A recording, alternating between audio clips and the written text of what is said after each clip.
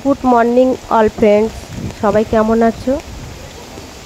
তো দেখো, কাল পরশুর মধ্যে যে ঝড়টা হয়েছিল না, তখন আমি গ্রামের বাড়িতে ছিলাম। সুন্দরবন এলাকায় আমার গ্রামের বাড়ি। তো সেখানে কেমন ঝড় হয়েছে তোমাদের একটু দেখালাম। তো দেখো কেমন ঝড়টা হয়েছে, সারাদিন তো এরকমই হয়েছে।